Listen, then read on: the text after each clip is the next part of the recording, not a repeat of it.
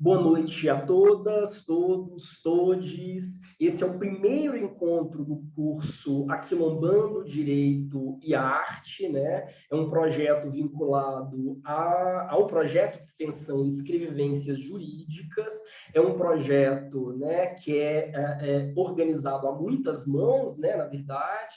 Um projeto que tem alguns professores, doutores, né, capitaneando, a professora Júlia Franzoni, a professora Maria Angélica, que está aqui presente, o professor Vinícius Balestra, a professora Luana Adriano, a professora Vanilda Santos, né? Então, nós temos, né, uma rede de professores que está conduzindo o Escrevivências Jurídicas, e a sua principal, ou melhor, a sua primeira expressão, né, de peso substancial é justamente esse curso, né? É um curso aberto, né? Na condição de curso de extensão, né? É um curso que pretende atingir o público mais amplo possível, né? E que vai funcionar dentro da seguinte dinâmica, né? Toda semana nós teremos, né, uma apresentação, à exceção da primeira apresentação com a prestigiada e queridíssima professora Júlia Franzoni, e a última apresentação com o igualmente prestigiado e queridíssimo professor Rafael Radoc Lobo, todas as demais apresentações elas serão conduzidas por alunos que participaram do meu grupo de pesquisa, o Cerco, Controle Estatal, Racismo e Colonialidade. Eu tenho um grupo de pesquisa, o Cerco, a Júlia tem outro grupo de pesquisa, que é o Labá. Nossos grupos estão trabalhando em conjunto para desenvolver esse projeto, né? A gente espera que haja uma série de cursos, talvez semestrais, talvez anuais, vai depender da nossa logística, né? Tendo esses temas por foco, né? Todos os encontros eles vão ser conduzidos por ex-alunos que passaram pelo cerco e vão ter um professor vinculado à coordenação do projeto comentando esse trabalho. Então, o aluno apresenta a sua pesquisa, que parte, né, dessa triangulação, eu diria, né, entre direito, raça e arte. Quer dizer, é uma chave capital em quase todos os trabalhos que vão ser apresentados, né? E nós teremos sempre um professor que vai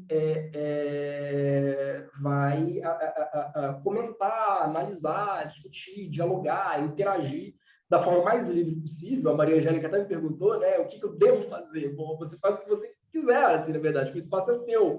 Realmente, o espaço a gente reserva, né, um espaço para o aluno apresentar um tema, né, vinculando direito e arte dentro de uma perspectiva decolonizada, descolonizada, pós-colonizada, enfim. E depois um professor que vai fazer uma análise daquela fala do aluno, né? É um curso, então há uma certa dimensão de continuidade entre os nossos encontros, apesar da pluralidade, né, de vozes que vocês vão ouvir, há um planejamento por trás, pode parecer meio caótico, mas existe um planejamento por trás, existe uma sequência, vamos dizer assim, né? E a gente espera, né, e aí entra a dimensão de escrevivências jurídicas, que ao final do curso vocês produzam arte, vamos dizer assim, né? Eu vou explicar um pouco isso já, né? Mas a conferência, né, do certificado, ela está condicionada não só, né, à presença, né, em 70% dos encontros, mas também à produção de um material, pode ser uma crônica, um texto, um conto, pode ser uma colagem. Aliás, a Maria Angélica é sensacional em colagem, né? Depois leiam a tese dela, é linda, visualmente é linda, mas que ao mesmo tempo traga como foco, né, essa interlocução entre direito e arte. E veja, não basta fazer uma interlocução entre direito e arte, qualquer um faz uma interlocução entre direito e arte. Richard Posner faz isso, ninguém mais burguês que Posner no mundo, né? O pai da análise econômica do direito, sabe-se lá Deus por quê, virou uma referência em direito e arte. Gente, vocês veem que às vezes eu sou meio surtado, né? Mas veja, o desafio aqui, e aí é que entra, né, o ponto que articula, né, o nosso curso é pensar o direito a partir das nossas vivências. O nome do nosso encontro de hoje, né, o título do nosso encontro de hoje, Nomear a Própria Realidade, é uma bandeira de alguns movimentos, né, a começar pela teoria racial crítica, ou teoria crítica da raça. Né? O que os teóricos relacionados à teoria crítica da raça eles vão argumentar? Que frequentemente nós nos valemos para pensar a nossa realidade de uma linguagem produzida por outrem. Isso faz parte dos processos de dominação. Né? Eu, enquanto preto, gay, periférico, sou obrigado a descrever a minha própria realidade, inclusive os meus próprios conflitos políticos, jurídicos e sociais, dentro de uma linguagem que é produzida no Norte, a partir de categorias produzidas no Norte. Né? Então, a luta pela linguagem também é uma luta por emancipação, né? A luta pelo imaginário também é uma luta pela emancipação, né? O que eu gosto de chamar de luta pela produção, luta pelos meios de produção simbólica, né?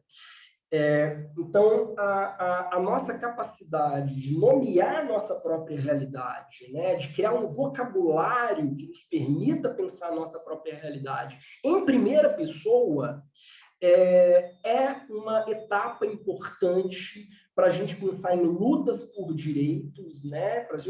Enfim, para a gente pensar na luta contra o direito. Né? Então, a gente tem uma linguagem das lutas e uma luta da linguagem, né? Uma luta que ocorre na linguagem. Esse é o foco do nosso curso. Como pensar o direito a partir das nossas experiências pessoais, como pensar o direito a partir das vivências concretas. Né? A teoria crítica da raça, né, ou teoria racial crítica, a teoria crítica da raça é o título, tal como foi traduzido para o português, né, do livro do Richard Delgado, da Jane Stefanik, né, com o prefácio do Adilson Moreira, saiu esse ano, uma obra bem interessante, acho que vale a pena, está vendo nas melhores casas do ramo e nas piores também, acho que é uma obra que vale a pena ser adquirida. Mas se existe um ponto que é chave, por exemplo, na teoria racial crítica, né, é o storytelling, né? E reitero de novo, né, aí, tanto a tese da Júlia, sobre a qual ela vai falar um pouco hoje, quanto a tese da Maria Angélica, né, que fazem uso sensacional do storytelling, que é a contação de histórias. É a minha capacidade de, para além dessa linguagem, ou dessa gramática abstrata, né, pretensamente neutra e objetiva, produzida por uma ciência do direito, né, centrada no norte global, né, uma ciência do direito produzida por homens brancos, héteros, cisgênero, né, no fundo é isso, construir, resgatando as nossas narrativas, né, uma leitura contra-hegemônica das nossas próprias experiências jurídicas. Aí, eu vou dar, só para fechar, né, eu vou dar um exemplo que eu gosto muito de dar. Para mim, não tem nada mais escandaloso. Todo mundo que já teve aula comigo aqui, algumas pessoas já tiveram, já seguramente terá me ouvido falar isso. Ana já me ouve falar disso todo dia. Né? Não tem nada mais escandaloso do que o fato de que nas escolas de direito, hoje, qualquer escola de direito, desafio, qualquer escola de direito, os professores de direito civil, ao explicar direitos reais, gastam pelo menos uma aula para falar de aquisição por aluvião, que é basicamente, né, quando uma ilha no meu sítio, eu tenho um sítio, meu sítio tem um rio, no rio do meu sítio tem uma ilha. A ilha do meu sítio se desloca para a ilha vizinha, para o sítio vizinho, de quem é a ilha, o problema de aquisição por aluvião é basicamente isso.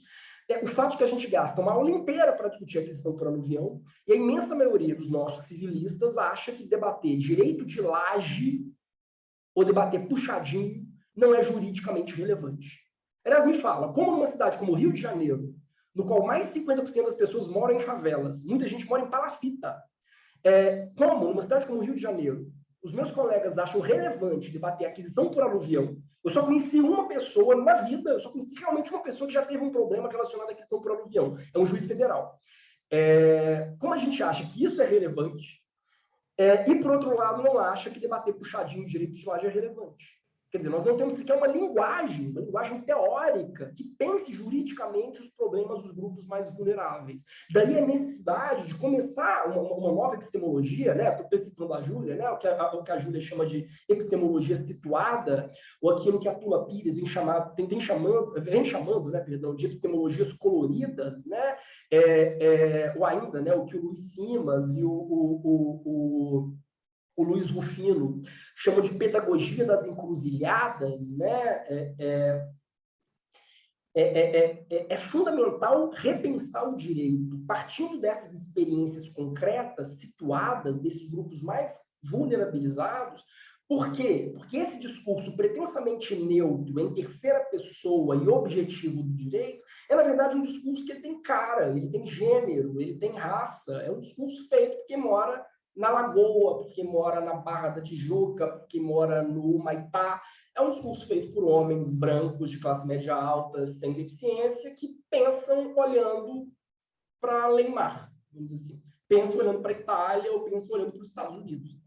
Então, a aproximação, né, o tipo de aproximação que a gente vem tentando fazer aqui, né, entre direito e arte, e é isso que a gente tem chamado, né, de aquilombar o espaço universitário, né, é uma aproximação que ela ela parte de um projeto que é um projeto metodológico geral. Quer dizer, no fundo, o que a gente está tentando dizer não é possível construir uma ciência do direito que seja minimamente relevante para 99% dos brasileiros, né? Uma ciência do direito que de fato alcance as pessoas, que não seja capaz de refletir sobre essas experiências situadas, sobre a concretude da nossa vida cotidiana, e que não seja capaz de pensar a realidade de quem mora na Baixada Fluminense, quem mora na Maré, que mora, enfim, não só, enfim, que mora na Barra da Tijuca ou que mora em Moema, né? Então, é isso que conduz o curso. Então, o que a gente espera que vocês façam, né? Aliás, o título do projeto global, né, Escrevivências Jurídicas, vem daí. O que é escrevivência? Né? O termo cunhado pela grande Conceição Evaristo. Né? A escrevivência é justamente essa escrita que resgata essas experiências situadas. Né? Então, se vocês pegam não só os textos teóricos, né? Porque a Conceição é ao mesmo tempo uma grande teórica da literatura e uma grande escritora. Né? Nem todo teórico da literatura é um escritor e nem todo escritor é um teórico da literatura. Né? Ela é as duas coisas. Né? E é obsceno que ela não esteja na OAB, na BL. Né? Tem muita gente na BL que não é nem teórico da literatura nem escritora. Ela é exatamente as duas coisas. Né? E ela vai cunhar essa concepção de escrevivência, né, justamente para pensar no papel da escrita como instrumento de resistência e no papel da arte como instrumento de resistência, porque cria um vocabulário, cria uma gramática para descrever essas experiências subalternizadas, né, ou para descrever essas experiências de opressão para além de uma linguagem produzida, para além de uma linguagem oficial, né, ou para além de um discurso oficial, para além de uma linguagem produzida por homens brancos da metrópole. Então, você pega, por exemplo, Becos da Memória é uma grande, no fundo, né? É uma grande análise da história brasileira pós-escravista. Né? Mas ela faz isso pensando não a partir dos grandes, não a partir do asfalto, mas a partir do morro. E exatamente ao fazer isso, ela constrói uma linguagem nova para pensar essa realidade, e ao demarcar essa linguagem nova, ela cria um campo de pensamento novo. Então, a ideia de escrevivência jurídica, né, que a gente vem tentando articular, né, aliás, acho que o texto da Maria Angélica, né, reitero, assim como o texto da Júlia, né, são exemplos muito mais interessantes desse debate que qualquer coisa que eu venha produzir na vida, né, são duas figuras aqui que eu acho que exemplificam, leiam as teses delas, né, acho que exemplificam maravilhosamente o que seria isso, né, desafiar esse pensamento jurídico hegemônico, eurocentrado, né? Resgatando essas vivências concretas, né? Eles são uma base de inspiração para repensar a epistemologia do direito como um todo. Né? E aí, só para fechar, né? Porque não basta que nós incluamos, né, nos currículos de direito uma disciplina sobre direito e relações raciais, ou uma disciplina sobre direito e sociedade. Nós precisamos que o curso inteiro de direito seja pensado a partir de uma chave que é aquilombada, né? Quer dizer, a partir de uma chave que, enfim, que parta, vamos dizer assim, das margens, né? Se é possível dizer assim. Esse é o desafio que a gente está tentando comprar, né, com esse projeto. Então, o que a gente espera que vocês façam? Né? A gente espera que vocês, ao longo desse curso, né, atentem para isso. Todos os nossos encontros, né, eles vão ser esforços, né, a começar desse primeiro, né, todos os nossos encontros eles vão ser esforços, né, a partir de situações mais específicas. Por exemplo, na semana que vem, se não me engano, será a Roberta Machado, advogada hoje em São Paulo, debatendo o caso do DJ Renan da Penha, né, da prisão do DJ Renan da Penha.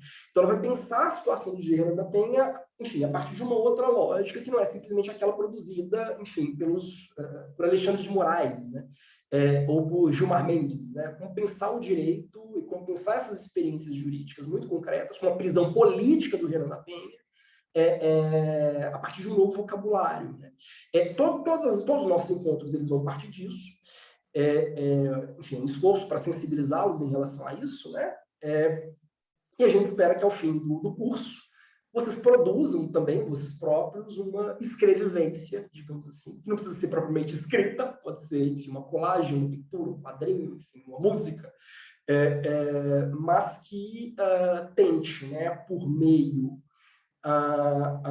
das suas experiências pessoais com o direito, ou, enfim, uma autoficção, enfim, mas pensar a luta por direitos, né, na sua concretude, ou, enfim, pensar nessas violências, na denúncia dessas violências estatais e paraestatais, a partir dessas experiências situadas, né? O João comentou, né? A tese da Júlia está no Drive, mas da Maria Angélica não. Você poderia informar o título, o nome completo? Eu acho que a tese da Maria Angélica, vou até abrir aqui, Maria Angélica, mas acho que a sua tese não está ainda na internet, né? Ainda não, estou até respondendo aqui no chat. Boa noite, pessoal. Boa noite. Minha tese ainda não está disponível, mas eu vou preparar um arquivo aqui para vocês, aí eu disponibilizo para o Felipe, ele coloca no Drive, vai ser uma honra que luxo. ter vocês como leitores. Tá? Eu vou disponibilizar sim. A honra é tê-la conosco, né? Bom, gente, já falei demais. Eu vou passar a palavra para Ana Carolina.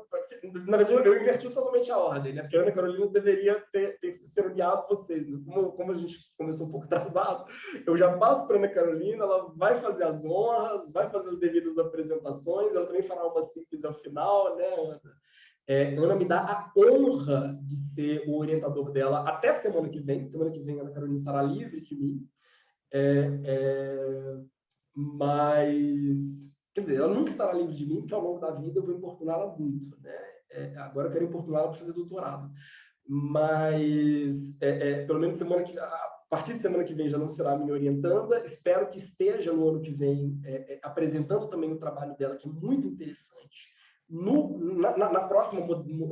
próximo módulo, né, do curso. Mas, dito isso, passo a palavra para ela fazer, né, o cerimonial. Obrigado, Ana. Obrigada, Felipe. Boa noite, gente. Eu sou Ana Carolina, eu sou formanda da Faculdade de Direito, formanda mesmo. Semana que vem eu espero ter encerrado. Eu sou o spam do Felipe. Eu sou a pessoa que manda 99 mensagens para ele e espero que ele me responda em tempo recorde. Então, sintam-se abraçados se vocês não conseguiram receber os links e as coisas. Provavelmente é porque eu também estou... Eu e todos os orientandos, a gente está nessa toada também com o Felipe de fazer ele de centro de spam de mensagens nossas. Hoje vocês vão ter a primeira aula com o Felipe, que já fez a abertura, e com a Júlia. Felipe e Júlia são professores adjuntos da FND. são doutores pela UFMG, apesar de terem essa carinha de que acabaram de sair da faculdade, coisa que eu jamais vou entender, né? E eles acho que eles, em conjunto com os outros professores, vão guiar vocês por essa experiência da extensão, que eu gostaria de ter tido antes a oportunidade de fazer, e eu fui conhecê-los muito tarde, e eu acredito que vocês vão gostar muito. Eu vou passar a palavra agora para a Júlia, porque a gente já está um pouco atrasado, e depois a gente vai tecendo essa trama, vai tecendo esses fios das apresentações, ok? Pode começar, Júlia. Você vê que tecendo essa trama foi homenagem ao projeto da Júlia, né? Foi! Ai, não foi intencional, mas foi bom. É o famoso ato falho bem-sucedido. Não é? Gente, fazendo aqui o bingo, vocês estão me ouvindo? Certo? Tudo bem. Olha só, eu tô confiando no meu Wi-Fi hoje, tá? Tô confiando nele, mas, enfim, ele tem me traído rotineiramente. Então, eu entrei de duas formas, pelo celular e pelo computador. Vou compartilhar a tela pelo computador. Se eu começar a falhar, além das minhas próprias limitações e falhas pessoais, pode ser a falha do Wi-Fi. Aí vocês me avisam para eu colocar pelo 4G da internet, avisem no chat. Porque, enfim, a gente começa a falar e não se dá conta, né, que às vezes está com a falha na internet. Isso tudo que eu falei até agora falhou ou vocês ouviram? Ouvimos. Ótimo. Então tá, vou continuar com essa aposta aqui precária do Wi-Fi. E, em homenagem ao Felipe, assim, que é uma pessoa que, com certeza, vocês, assim como eu, não quer parar de ouvir, entendeu? A primeira pergunta é: o que eu estou fazendo aqui? O Felipe poderia continuar falando sem parar, porque, além de tudo, é delicioso, ácido, divertido, enfim. Eu amo. Mas, em homenagem ao Felipe, que por mais... Enfim, nós vamos falar muito de zona hoje, zona de contestação, zona de fronteira, mas que essa zona nossa que a gente constrói, o Felipe faz slides, né? Foi um tipo das ferramentas que auxilia no contexto remoto a dar conta dessa zona, né? E aí eu não faço slides, sou errática, não sei fazer, me limita, acho que a gente já está muito limitado pela plataforma, mas o slides, eu fiz slides, tá? Então, vou compartilhar. Se vocês puderem tirar essa Júlia, que é aqui que está falando, e deixar só a outra de anfitriã, vai ser melhor. Mas tá.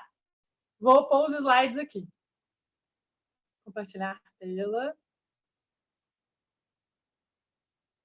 Vocês já estão vendo? Vocês estão vendo o tamanho? Está ok? Eu não estou muito acostumada com isso. Está tomando todo o espaço da tela. Pode continuar. Tá, show. Não sei fazer, corta para slides perfeitos. Mas eles passaram por algumas sessões com o próprio Felipe e com você mesma, Jennifer, inclusive. Então, vamos lá, gente. Boa noite a todos e todas. Eu estou muito feliz de estar aqui. Não tem jeito, né? Nós estamos cansados, nós estamos trabalhando muito. Ninguém aguenta mais nada. Está todo mundo no limite de várias coisas. Estou com zumbis no ouvido. Tipo, nossa!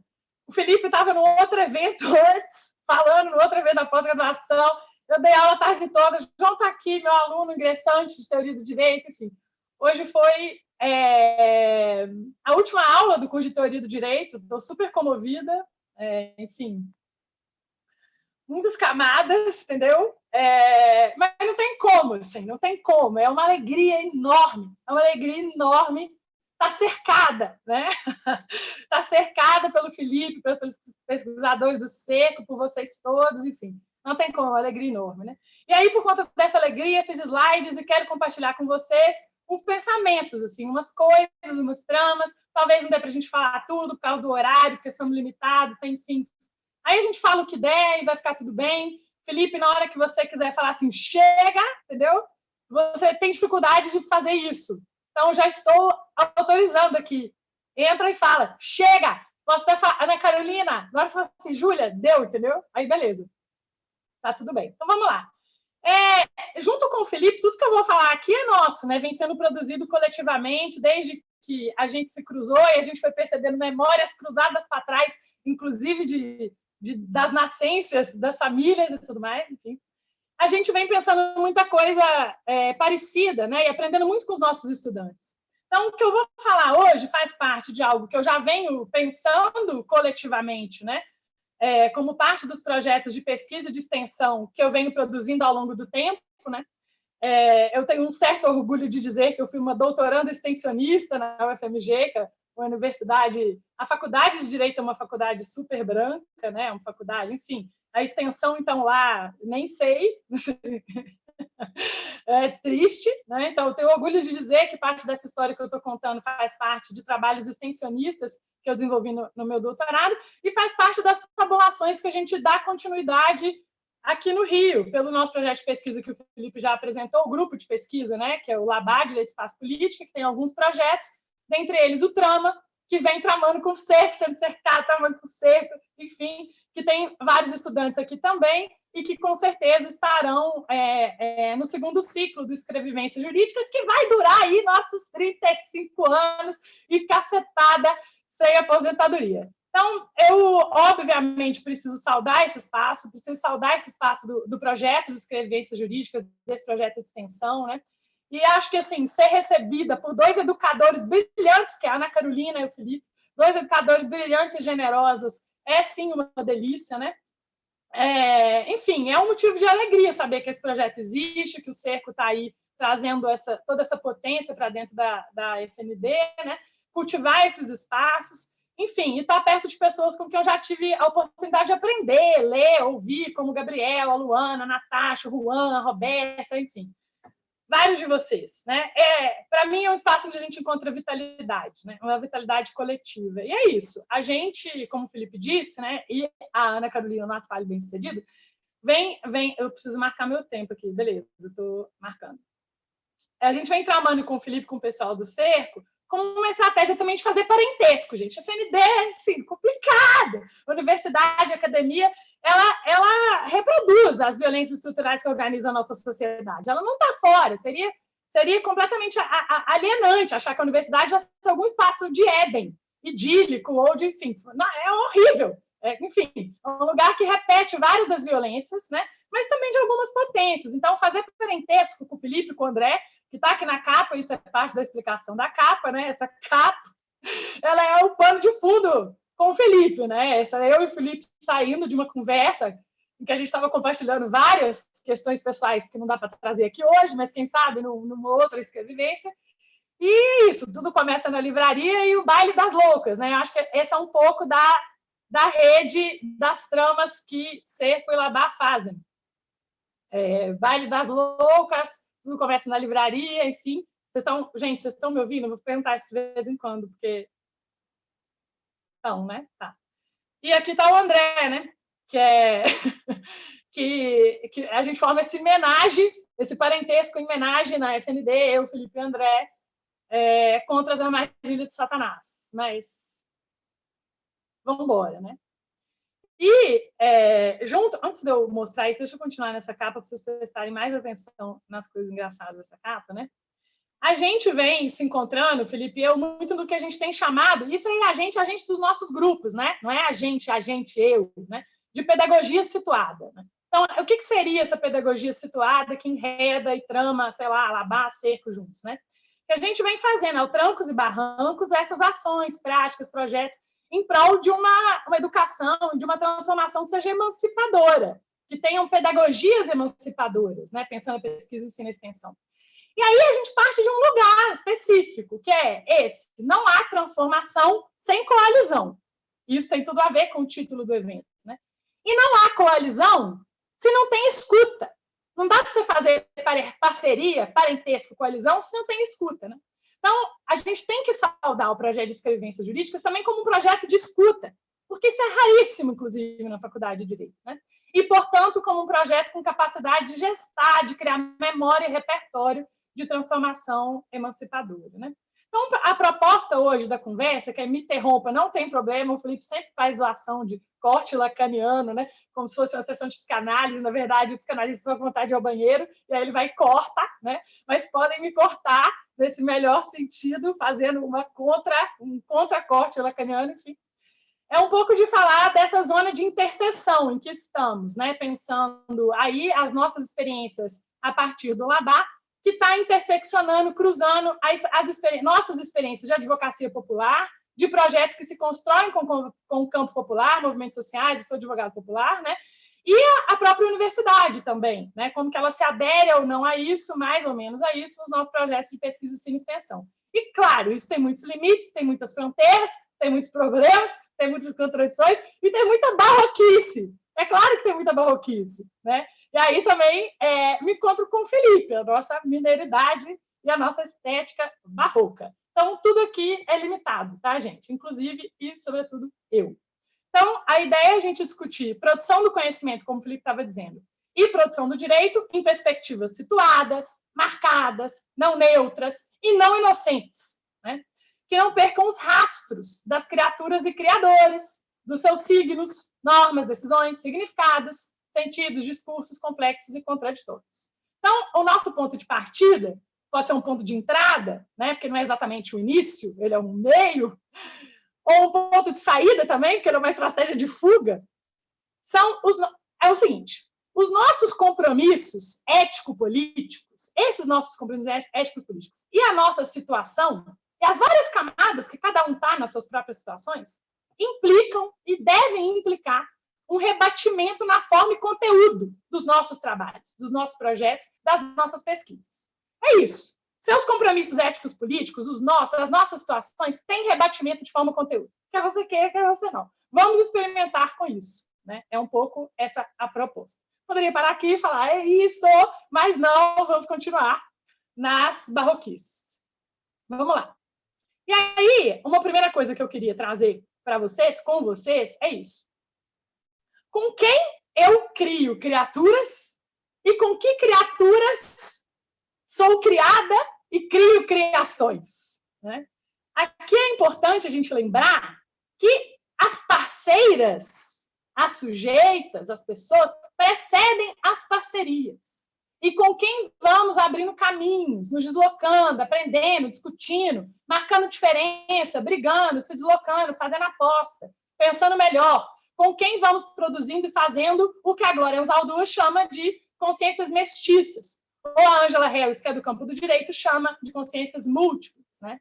E aí eu gostaria de lembrar, é meio rápido, vai ser tudo meio rápido, tem que ser meio rápido, tá todo mundo cansado, algumas dessas sujeitas com quem a gente vem produzindo zonas, né? Que zonas? Zonas de saberes, zonas de conhecimento, zonas híbridas, zonas de contestação.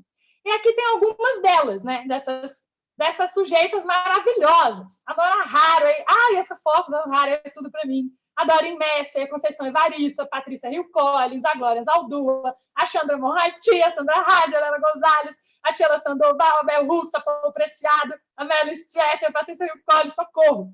A Elvira Vinha, meu Deus, Elvira Vinha, sério, leia a Elvira Vinha. A Angela Harris, Clarice Lispector, a Audre Lorde, a Verônica Gago, né? E essas sujeitas são escritoras, artistas, filósofas, geógrafas, biólogas, antropólogas, sociólogas, educadoras. Elas são nossas referências, mas são também companhias, né? São nós com os quais a gente vai fazendo e abrindo trama, fio e rede. Mas essas parcerias, né, se encontram com outras parceiras e criaturas com quem vamos produzindo mais parcerias e criações, né? E aqui é fundamental a gente lembrar com quem fazemos o que fazemos o tempo todo, né? Então, aqui tem um pouquinho, gente, como eu estou novata na parada dos slides, eu não consegui fotos de todo mundo, mas é um começo de um mosaico, sempre incompleto, né? Dessas outras parceiras e parcerias, com quem fazemos o que fazemos, e esses são os nós. Então, a gente tem esses nós das referências, das nossas companhias, mas tem os nós também das sujeitos plurais, com quem a gente constrói as coisas, com quem a gente constrói o Labá. Aí a Jennifer Moraes, a Raquel Pires, a Vitória Hollenberg, a Yasmin Mendes, o Luiz Carlos, a Bruna Fernandes, Gerson Campos, Davi, Lucas Justino, Vitor, Nicolas, Maria Eduarda, Murilo, que está aqui, Natália, Chiara, Luciano Mendes, Bruna, enfim, um tantão de gente, Caterina, enfim, com quem a gente vem criando o Labá, o Trama, né? O Labá Trama, que está aqui, Aqui, ó, o Labatrama, nosso projeto de extensão sobre educação jurídica também, que tem essa parceria maior com Escrevivências. O Labacartô, que é o projeto de cartografia jurídicas, que é uma parceria do direito com o urbanismo, que a gente mapeia conflitos fundiários urbanos na cidade do Rio, enfim. E o EJC, essa foto está horrível, mas, enfim, às vezes a vida é muito horrível, né? E no projeto de estudos jurídicos críticos, né, que é o Homenagem, eu, Felipe e André, e faz essa parceria deliciosa e maravilhosa, Minas, Pará e Rio. Mas vamos lá. Após esse não tão curto prólogo, desses vários nós, eu queria dividir com vocês o que eu estou chamando aqui. Mas aí, quando a gente fala assim, eu estou chamando aqui, parece que eu dei um nome, e aí eu sou muito importante, acadêmica. Não! Várias pessoas estão dando esses nomes, esses trem estão aí pairando, entendeu? Peguei hoje e... Hoje não, esses dias, quando eu fiz slides, estão chamando de materialismo da mortalidade. Está me incomodando esse negócio, vão chamar de materialismo da mortalidade. E a importância da contação de histórias como uma espécie de antídoto que desafia a política, a ciência, a pedagogia da morte. E a contação de histórias, não exatamente como uma lógica, mas como um endereçamento a esse materialismo da mortalidade, né? E aí eu vou organizar a fala em 4 pontos, como eu já falei, a Ana Carolina pode interromper anti-lacanianamente em qualquer um deles, tá? A proposta é 4 pontos. O primeiro, 4 porque nós não vamos ficar na dialética, entendeu? Não é suficiente. 4. Vamos lá. Apresentar umas passagens, eu quero contar 2 anedotinhas para vocês, e a partir delas fazer umas proposições para abrir os fios da contação de histórias. Segundo, vou discutir brevemente o que seria esse materialismo da mortalidade e como a contação de histórias pode emergir como uma capacidade de, enfim, resposta, de endereçamento. Terceiro, pensar a contação de histórias como uma zona de contestação com habilidades regenerativas, ou seja, dito de outro modo, a vitalidade das escrevivências. E quarto, trabalhar o duplo da ficção, que a gente está chamando aqui de duplo da ficção, com algumas ilustrações. Vamos lá. Vamos às passagens. A gente tem... Quem tem avó do interior, enfim, sabe que essas avó, bisavó, esse povo conta história, né? E que eles falam e narram como um processo de cura, como fazia a minha bisavó, a dona Ana, e a minha avó, que a gente chama de mãe velha. Eu não sabia que vó era avó, sempre foi mãe velha, chamava de mãe velha, nem lembro que mãe velha significa mãe velha. E a minha mãe. E sim, toda narrativa, ela tem um ponto de vista. Ela tem gênero, ela tem classe, ela tem raça, ela tem nacionalidade, ela tem cultura, ela tem especificidade histórica, ela tem biografia, né? Isso tudo sempre a gente tem que lembrar, né?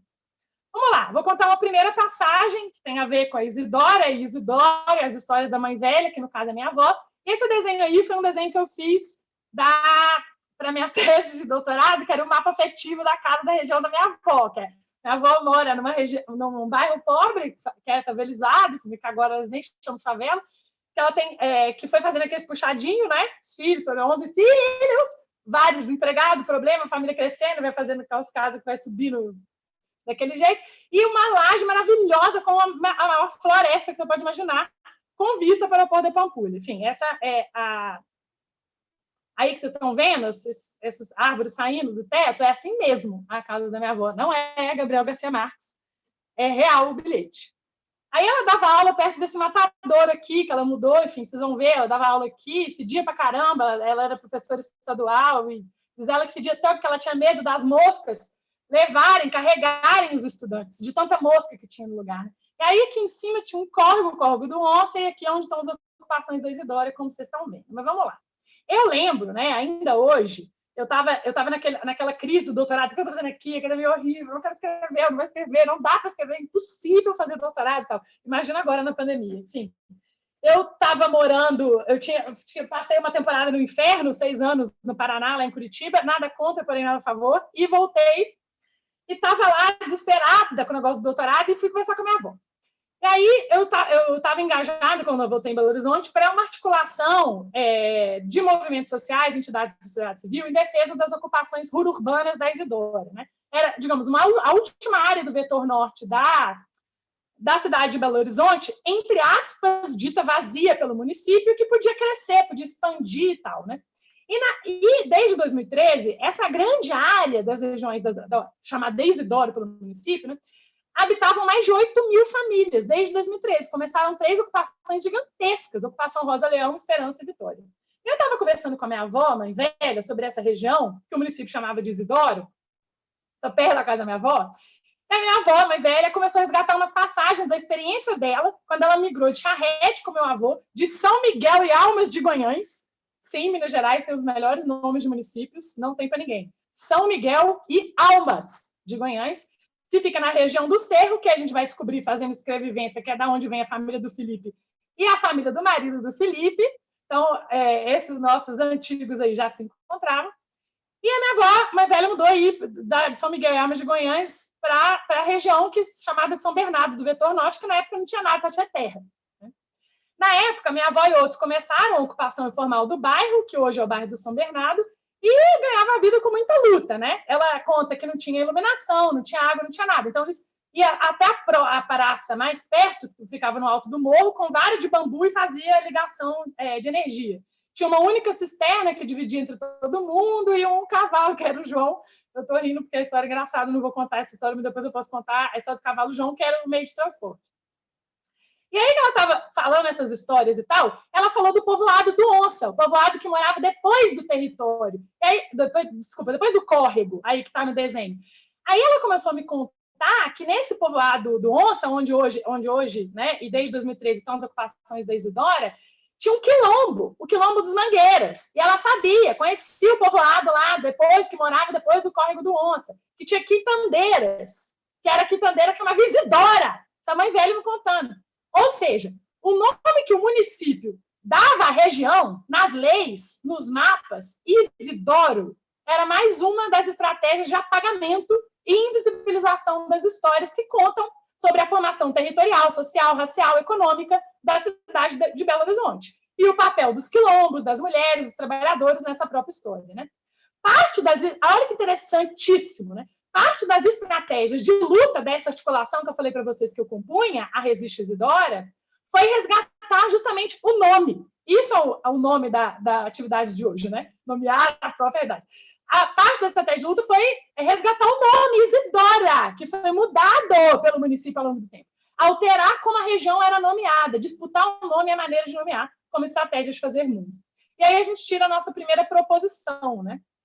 Que nomear a realidade, a própria realidade, é também um exercício de poder e que não está distribuído de forma igual, né, entre os corpos, as pessoas, etc. E diversas histórias que seguem o fio vermelho das lutas, que na verdade não é um fio exatamente vermelho, né, melhor seria um novelo embaralhado, colorido das lutas, contam também sobre essas disputas. Eu vou para a minha segunda passagem. Né? A minha segunda passagem é sobre anedotinhas, sim, é sobre o truque de Deus, né? Anedotinhas que são anedotonas, né? Que destroem a vida. Pensem nas seguintes frases que a gente costuma ouvir no noticiário. Londres informou essa manhã. Ou, eu acho muito engraçado falar que Londres informou essa manhã. É maravilhoso. Ou, o mercado não gostou da indicação do ministro Y.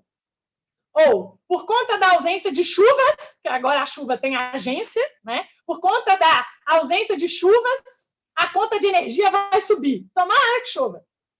Todas essas afirmações têm um ponto em comum, que é o que a dona Harvey chama de truque de Deus. O que seria isso, né? Ou seja, esse truque torna ausente, porque está em toda parte, justamente quem não aparece na mensagem. Torna ausente quem não aparece na mensagem. Quem não aparece nas mensagens que eu falei? A City Londrina, o mercado financeiro, né? O desenvolvimento predatório do capitalista, extrativista, colonial, que tem CNPJs bem específicos, né? Alô, Prevent Senior, etc. Esse discurso aparentemente inocente faz, como lembra o Eduardo Said, a invenção de um outro, né? Que ele vai falar no orientalismo, com objetivos de perpetuar estratégias de colonização que são materiais e simbólicas. O outro, né, é aquele que é racializado, que é diferenciado, que é identificado, que é hierarquizado como diferente daquele que faz o truque de Deus, que não é visto, que não é racializado, em tese, né?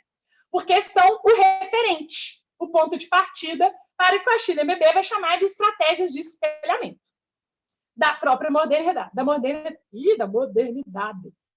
qual que é a segunda proposição? Contra o truque de Deus, a gente precisa fazer ver as feridas abertas. O que seriam essas feridas abertas? É uma expressão da Glória Anzaldúa.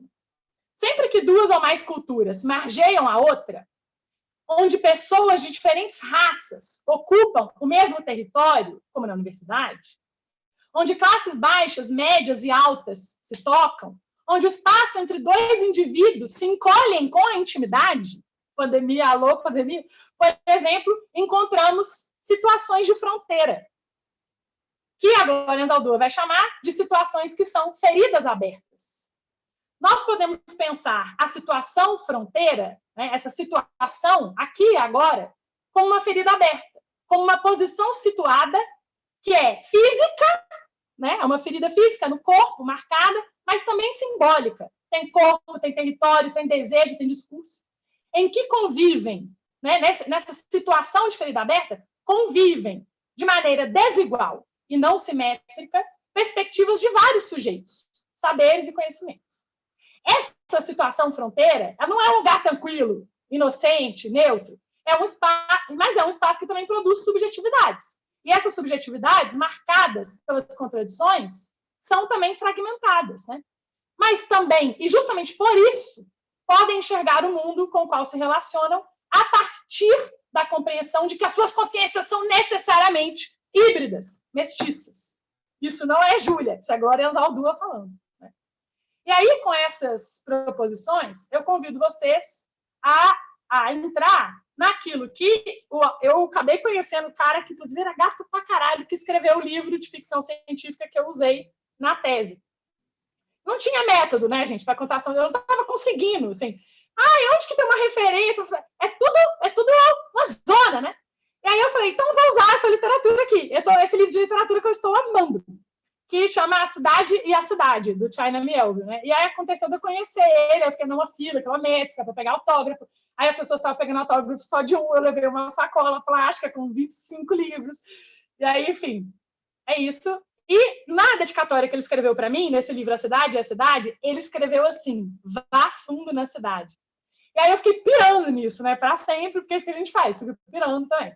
Que essas passagens e essas ponderações fazem com que a gente lembre que a gente precisa ir fundo na situação, ir fundo na ferida aberta. A questão não é olhar a ferida e falar assim, tampona, põe band-aid, põe no seu cara, não é isso. É ir fundo nessa situação, né? E a contação de histórias pode emergir como um método de trabalho para essas situações de ferida aberta, né? E aí aquilo que uma antropóloga maravilhosa, que influencia todo mundo que ficou famoso no Brasil, como o Eduardo Viveiro de Castro e a galera do perspectivismo, a Meryl Stratner, ela tem uma formulação que é que histórias fazem mundo, que mundo fazem histórias. Que histórias contam que histórias. Quem conta histórias que contam que histórias, com quem aquela que conta histórias conta que história. Mas, enfim. E aí, com base nisso, a gente pode pensar ao menos 3 caminhos, né, para a contação de histórias. Uma estratégia de visualizar as feridas abertas, essas situações fronteiras, uma vez que elas não estão dadas de antemão, porque estamos vivendo sob a égide do truque de Deus. Segundo, de curar essas feridas, produzindo melhores diagnósticos e mapas sobre o presente e sobre as urgências do presente, ou seja, fazer melhores ciências, fazer melhores teorias, fazer melhor. E terceiro, de imaginar e ampliar as chances de futuros possíveis, mais justos, aumentando o espectro, a perspectiva, o repertório do campo do possível. Quem leu aquele último livrinho do Ailton Krenak, é aquilo que ele fala, vamos abrir paraquedas coloridos, porque sim, estamos todos caindo. Quem acha que não está caindo não entendeu nada, né? Mas isso não nos impede de abrir paraquedas coloridos. E aqui, eu não falei com vocês, mas não vai dar tempo, esses desenhos e essas linhas têm a ver com as maneiras de ver as histórias da Isidora. Eu contei a mesma história 3 vezes na tese. Então, aqui, a história do Estado capital, você não consegue ver o território das ocupações, mas se você ontologiza as ocupações como vítima, né, você também não consegue ver direito as feridas abertas, porque você não entende que as coisas se embaralham, né? E aqui seria, digamos, talvez a ferida aberta, onde você consegue, talvez, fazer melhores mapas. Mas vamos lá. Vamos porque eu estou chamando aqui, e aí eu estou chamando aqui com aquela companhia daquele tanto de gente, né? Daqueles tantos de nós, que são as referências e as nossas parceiras para as criações e criaturas. A dupla morte e o materialismo da mortalidade, né? Vamos lá, vamos tentar fazer esquematicamente aqui. Quais são os nossos problemas? E aí, quais são os nossos problemas aqui e agora, né? A situação. E eu espero que sejam até agora, né? Porque, enfim, nós precisamos derrotar as práticas, as políticas, as pedagogias e o discurso da dupla morte. O que seria essa dupla morte? A morte física, a pandemia, de fato, né? O genocídio que tem acontecido, a mortandade de pessoas, de modos de vida, né? Que tem acontecido de maneira assimétrica, e a gente precisa sempre pensar isso de forma interseccional, e a extinção em massa de espécies. É uma catástrofe humanitária e uma destruição ecológica. É morte física. Tem gente morrendo, tem modos de vida morrendo, tem coisas que não voltam mais. Isso está acontecendo. Mas é uma morte também cognitiva. É uma morte da possibilidade de continuar. A gente acha que não tem alternativa, que não tem o que fazer. Parece que não tem jeito de fazer nada. Parece tudo muito grande, né? E aí, isso tem a ver com que vários intérpretes do neoliberalismo chamam, e aí eu vou falar com o Mark Fisher, por exemplo, de realismo capitalista, né? Ou com um outro que o Felipe gosta muito, e o Mark Fisher também, que é o Frederick Jameson, né? Ele vai dizer, é mais fácil ver o fim do mundo do que o fim do capitalismo. Mas eu acho até que essa expressão da Margaret Thatcher, né, não tem alternativa, é o TINA, there is no alternative. O meme representa muito melhor. O meme vem meteoro. Assim, todo mundo sente isso às vezes, mas o que isso quer dizer? Que você não consegue ver. Você não consegue ver saídas, ou várias janelas, ou entradas. Você prefere que venha o meteoro. E o que nos tem sido oferecido? Isso é uma morte cognitiva, gente. Isso é uma morte cognitiva. Ou vai ler a tese do Felipe, para pensar as utopias. A crítica da razão utópica. Estou falando errado? Enfim, falei certo. Anti-utópica. Anti-utópica, claro, porque é a crítica da razão. Crítica da razão anti-utópica. Mas o que nos tem sido oferecido pelo nosso governo atual, gente, é um futuro sem futuro, que não é muito diferente do presente, a lógica de sacrifício. É aquilo que o Felipe tem constantemente trabalhado nos termos das teorias raciais críticas, como darwinismo social. É a lógica do matar ou morrer. Vence o mais forte, ou o mais armado. Peguem armas para defender o seu direito de sair do isolamento social. Peguem armas para defender o seu direito de ser explorado e de viver uma vida forçada. Por isso que é interessante pensar o materialismo da mortalidade e o materialismo da vida, porque é vida forçada que nós estamos vivendo sob o neoliberalismo também, muitas camadas. Mas a nossa tarefa histórica, né, aí pensando em coalizão, é também uma tarefa de contação de histórias de maneira que desfaçam os fios da dupla morte, da morte de mundos, de modos de vida, de pessoas, de espécies, morte da utopia, a morte da transformação. E aí a gente precisa sempre lembrar que a gente herda as forças históricas, elas estão aí, estavam aí antes da gente nascer. A tradição do capitalismo racista, dominado pelos homens, a tradição do progresso tecnológico científico, numa lógica teleológica, a tradição da apropriação da natureza como matéria para a produção da cultura, a tradição da reprodução do eu a partir do reflexo do outro, as devastações. A gente herda tudo isso. Mas essa não é a história toda. Porque nós herdamos também as histórias dos vencidos, que lutaram, que fizeram muitas coisas, que criaram muitos repertórios e que excedem as narrativas de vitória com V maiúsculo, né? Essas narrativas de sucesso ou progresso teleológico. E é por isso que a gente precisa pensar a contação de histórias num contexto de um materialismo que seja consciente da nossa precariedade. Nós somos corpos precários, conscientes da nossa precariedade, da nossa finitude, né? Que tenha uma abordagem real, situada na perspectiva dos corpos, que seja verdadeiramente presente, que atravesse a nossa mortalidade e as assimetrias, sobretudo, de quem vive, de quem morre e como, né? Porque a gente precisa viver nesse mundo cheio de dano e de devastação. E aí é onde integra a música que eu enviei como sugestão, né? O Felipe falou, manda também um trecho da sua tese e uma música. E aí vamos pensar esse materialismo, então, da mortalidade na perspectiva dos corpos. E não poderia ser outra estratégia que não uma estratégia pedestre, uma estratégia de escuta. A gente precisa encontrar vitalidade na verdade e nas histórias. E a verdade está nas histórias, na perda, na morte, mas que não é a história toda, porque tem também as resistências, as resistências, as existências das sabedorias e das lutas. Não encontrar vitalidade nas ilusões de salvação transcendental. Não adianta, gente, não tem salvação. O Vale do Silício não vai inventar uma nova startup aplicativo que vai nos salvar. O paraíso, a ideia de Éden, não vai nos salvar. A maternidade não vai te salvar, colega. Né? Aí, como canta o Luiz Melodia. Enfim, que vergonha, tá gravado, né, cantar, mas enfim. Menino, é bom ficar de olho aí, que tudo é desse mundo. Surpresas também. Como é que a gente sabe que tudo é desse mundo, não tem salvação transcendental e que surpresas também são desse mundo? Contando histórias, né? E aí, parece clichê, mas clichê às vezes também é bom. A gente precisa de estratégias de luto, de enlutamento, né? Como um caminho para entender a vida e a morte como compartilhadas e enredadas. Os seres humanos, eles vão ter que se enlutar com. A gente precisa entender que nós estamos perdendo feio, perdendo muitas coisas, né? E que a gente está perdendo muito dentro de uma fábrica de fantasmas que não conseguem pensar, né? Então, a gente precisa de um enlutamento coletivo que não seja melancólico, que não seja paixões tristes, que não nos coloque numa prisão individual de sofrimento, parecendo que só a sua vida é ruim. Só você está sofrendo, né? Não esquecer a mortalidade, a perda, o não retorno, mas não com cinismo ou desespero, sem o transcendental. A perda é real, de vida, de terra, de espécies, mas sem uma ilusão que negue a nossa cumplicidade, né? Vários de nós, e de maneira desigual, somos cúmplices com esses processos, e, ao mesmo tempo, não podemos esquecer a urgência das nossas capacidades de resposta. E aí vem as lutas.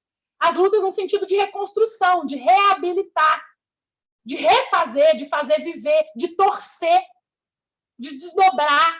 Não é só isso, né?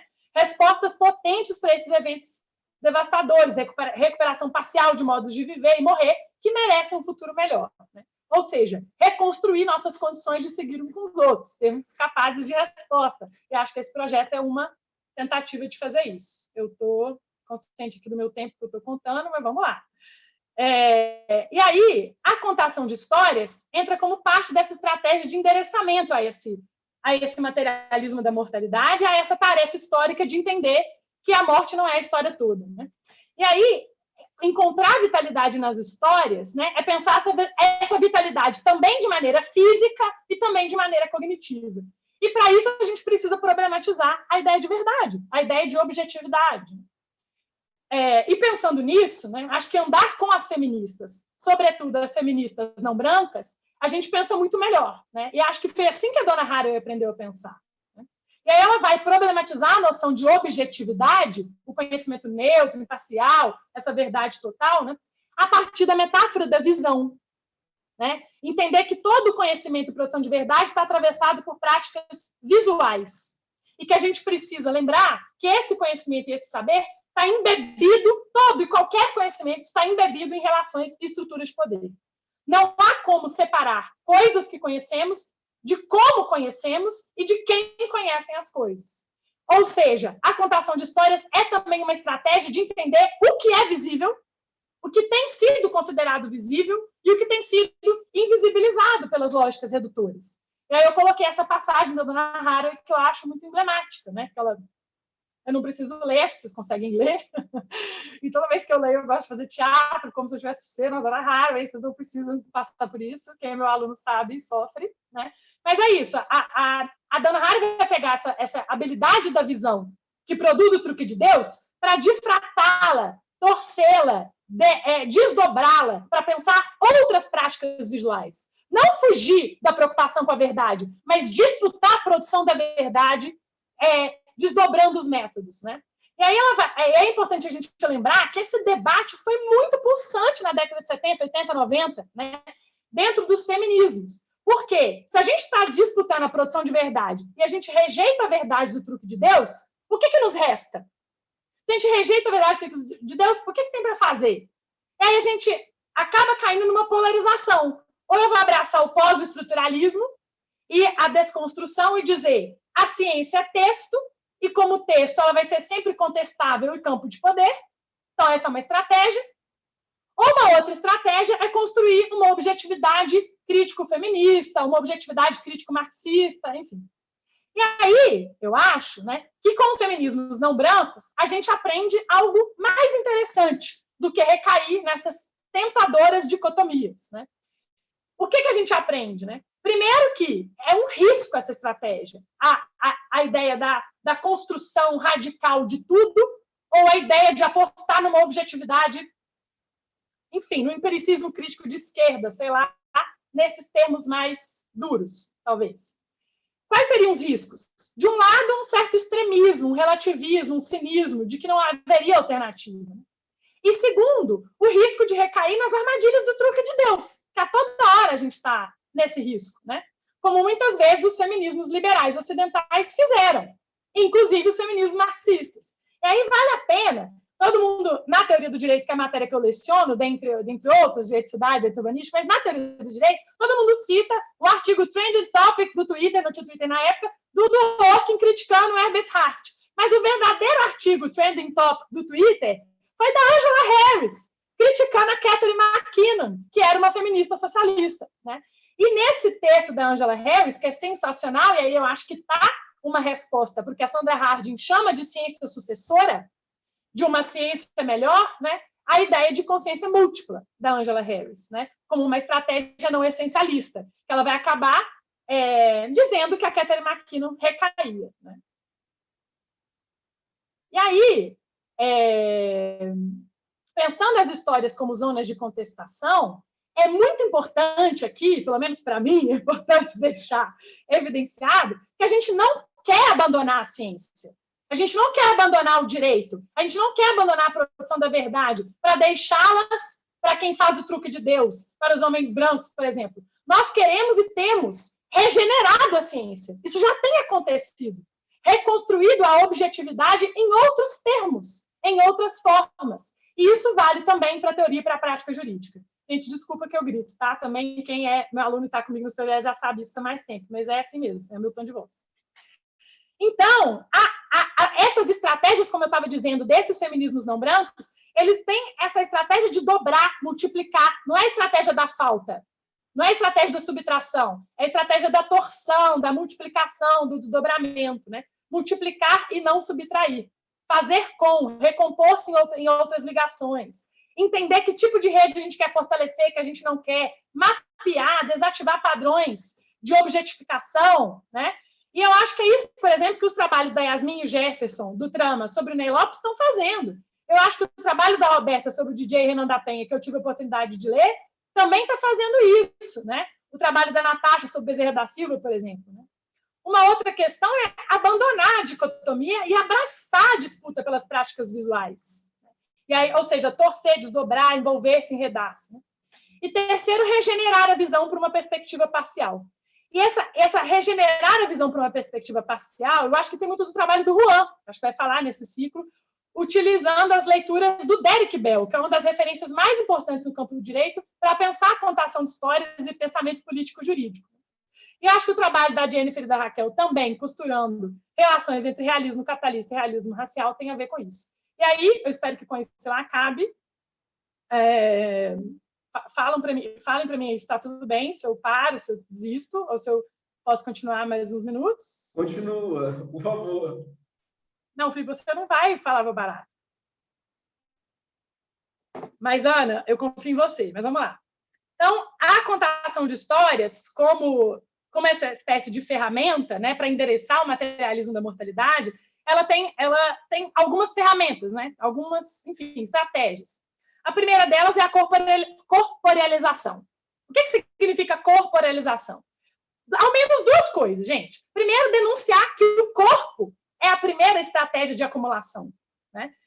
Digamos, o corpo foi o primeiro território a serviço da acumulação capitalista, colonial, etc. Os processos de corporealização, que produzem os corpos marcados racialmente, sexualmente, por classe e outros, circulam na forma de propriedade. A gente consegue entender muito bem a riqueza como título, mas a gente não consegue entender muito bem a branquitude como título e a heteronormatividade como título. Mas a gente precisa entender isso como títulos. O quer dizer título? A gente consegue entender quando a gente diz que a pessoa rica, ela faz parte da cidadania, ela integra melhor os instrumentos de cidadania liberal. Mas a gente precisa também complexificar esse debate, né, das condições e práticas de incorporação nas formas liberais de cidadania, entendendo a branquitude, a heteronormatividade e outras questões como títulos, né, para governar e para ser governado. Uma segunda questão da corporealização é entender, então, que esse corpo é um processo de resultado de práticas sociais profundas. E aí o ponto de vista marxista, que vai falar, ou do próprio Marx, que vai falar da preeminência das condições materiais, é fundamental, sim, mas não é suficiente. E por isso que a gente precisa torcê-lo, dobrá-lo, tratá-lo com as teorias raciais críticas, com os feminismos, os nativismos, as abordagens culturalistas, perspectivistas, etc. Mas a gente tem que saber fazer isso, né? E aí, por isso que uma das ferramentas da contação de histórias também tem que ser a perspectiva dos subalternizados. Porque não é para qualquer um sair contando história e tá tudo bem, entendeu? Não é para fazer roteiro para o caldeirão do Hulk. Não é isso que contação de histórias quer dizer. É para construir na perspectiva do subalternizados. Não é qualquer perspectiva que serve, é isso.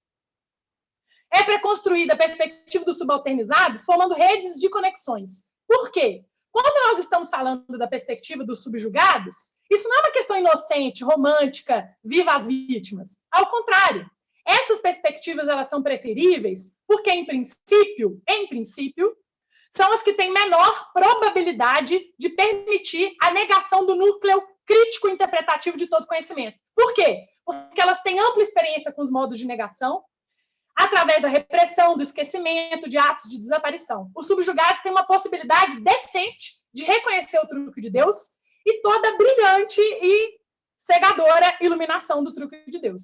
A perspectiva dos situados, elas são preferidas porque elas parecem prometer explicações mais adequadas, firmes, objetivas de transformações do mundo.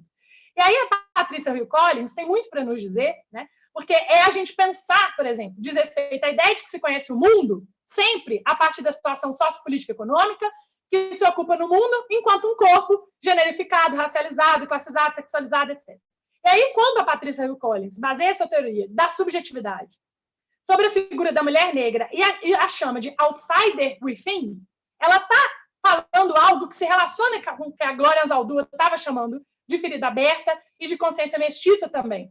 É uma espécie de figura estrangeira, porém familiar, que circula pelo mundo, mas é constantemente, de formas pluralmente diversas, rejeitadas por esse mundo.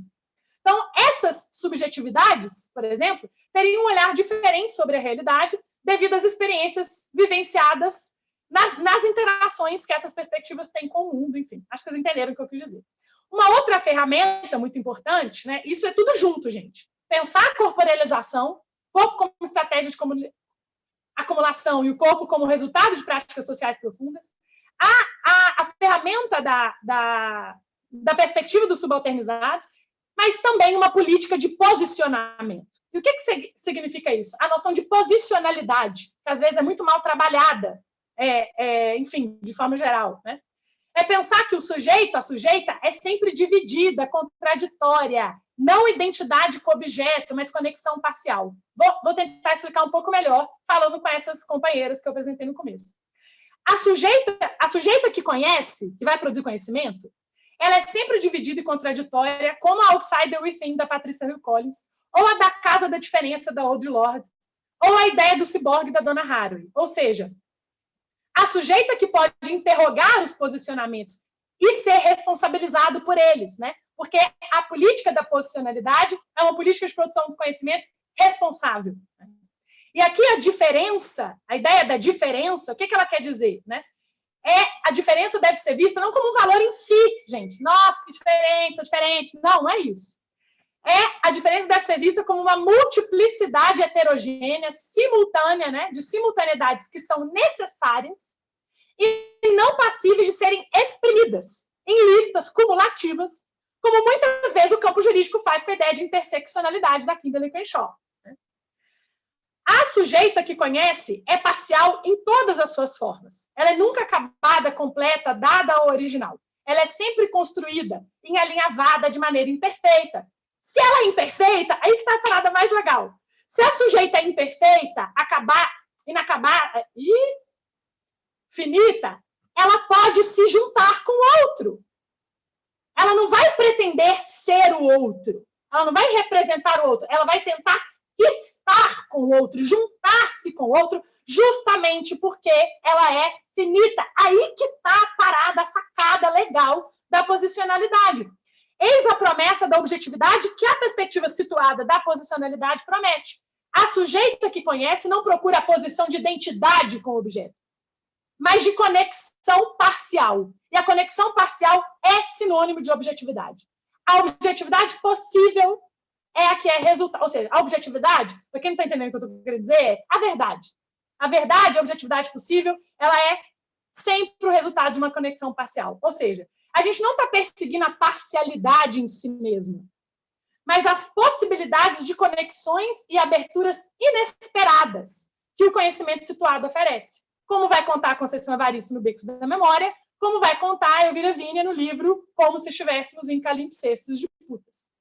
O único modo de pensar melhor, de ter uma visão mais ampla, é estando em algum lugar particular. A questão da ciência, portanto, da objetividade e do próprio direito, para a perspectiva situada, diz respeito a produzir razão como racionalidade posicionada. E aí as suas imagens não são produtos de uma escapatória, de uma transcendência sem limites, de uma visão de cima não marcada, né? Mas são resultado de junções de visões parciais e de vozes vacilantes numa posição coletiva de sujeito que promete uma visão de meios de corporificação finita, continuada. Nossa, que doideira, né? Mas é tudo corpóreo, finito e continuado, né? E a gente precisa fazer, pensando nessas posicionalidades, essas redes de conexão, né? Viver nesses limites e nessas contradições. Visões desde algum lugar. Agora eu juro que eu estou acabando. Tem mais slides, mas é que eles são desenhos, tá? Aí não é falação mais. E aí, a contação de histórias, ela vai nos oferecer, para endereçar o materialismo da mortalidade, estratégias ou habilidades regenerativas, né? E o que seria isso? Não cair nas armadilhas da totalização ou do relativismo, que a gente já falou do truque de Deus e dos riscos de se pensar uma objetividade não posicionada, né? Como eu disse, não é qualquer perspectiva parcial que serve, por isso precisamos também buscar a perspectiva daqueles pontos de vista que não podem ser conhecidos de antemão. É aquilo, tudo é desse mundo, surpresas também. Aqueles pontos de vista que prometam alguma coisa extraordinária, isso é, um conhecimento potente para a construção de mundos menos organizados por eixos de dominação. E aí é por isso que nem totalização, nem relativismo, mas sim redes de conexão, zonas de contestação, alianças, coalizões. E aí os feminismos não brancos dão um baile. Você quer estudar metodologia? Você podia fazer curso só sobre isso, gente. A gente devia estar estudando só isso todo dia.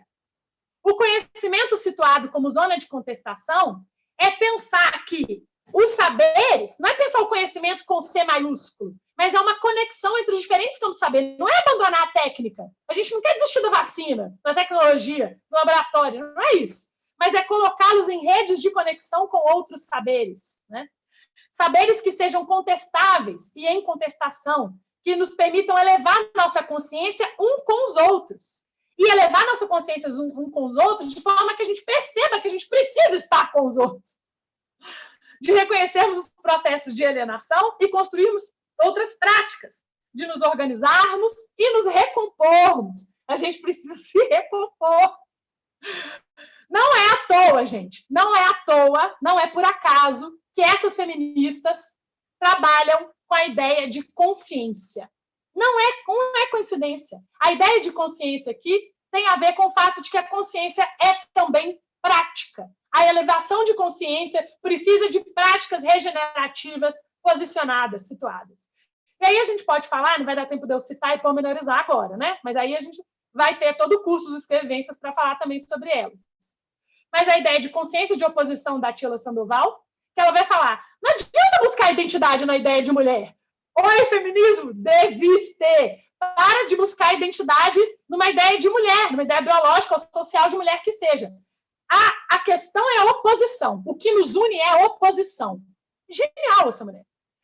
A Audre Lorde vai falar algo parecido que chama Casa da Diferença. E aí ela vai dizer, né? Ser mulher juntas umas com as outras não é suficiente.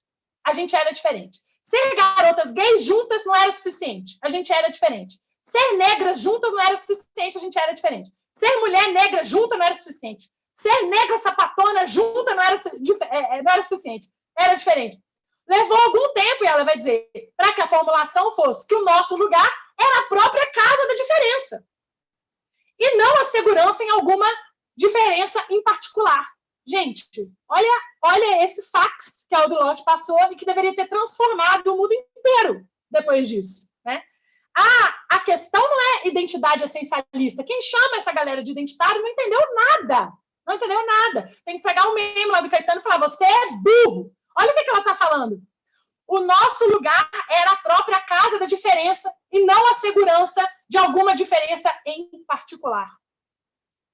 E aí, esse conceito de diferença que a Audre Lorde vai trazer fez todo um rebuliço na teoria feminista multicultural nos Estados Unidos, na década de 80. A Glória Anzaldúa também vai falar de consciência mestiça. E a Tila Sandoval estava falando de consciência de oposição, né? E aí, a Glória Anzaldúa vai falar algo parecido com a Audre Lorde. Ela vai falar, sim, eu sou chicana, mas isso não define quem eu sou. Sim, eu sou mulher, mas isso não define quem eu sou. Sim, eu sou lésbica, mas isso também não define quem eu sou. Eu venho da classe proletária, mas eu não sou mais proletária. Sim, eu venho da mestiçagem. Mas qual parte dessa mestiçagem é privilegiada, qual parte não é? Porque tem a parte indígena e negra da minha parte, mas também espanhola, ou seja... E aí ela começa a pensar que o que une é a própria, o que ela vai chamar de consciência mestiça. Né? E o genial dessas sacadas é que a sujeita finita, né, acabada, mortal, é justamente aquela que pode fazer coalizão, que pode fazer conexão com os outros, que pode recompor e elevar a consciência. E aí tem também a ideia de consciência múltipla da Angela Harris, que eu já comentei com vocês. E, fechando os exemplos com essas autoras, o que elas vão fazer, portanto, né, é não só entender a necessidade de alianças e coalizões, pensar nesses termos de zonas de contestação, mas elas vão também oferecer algo mágico, porque a ciência sempre foi mágica desde o início, é só a gente pensar, foram queimados, mortos, vários dos grandes, enfim, cientistas que dos quais nós somos herdeiros hoje, né? Esse tipo de endereçamento à produção de verdade, né? Ela combina conversas racionais, objetivas, razões, né? Mas também imaginações fantásticas, utopias, imaginações visionárias. O imaginário e o racional, a visão visionária, né, e a razão, andam bem juntos e devem andar bem juntos. É isso que a Audre Lorde vai falar no Sister Outsider, quando ela vai escrever sobre her story, ao invés de history, her story, her história, né? E que esses registros sejam contados por essas narrativas dessas outras mulheres.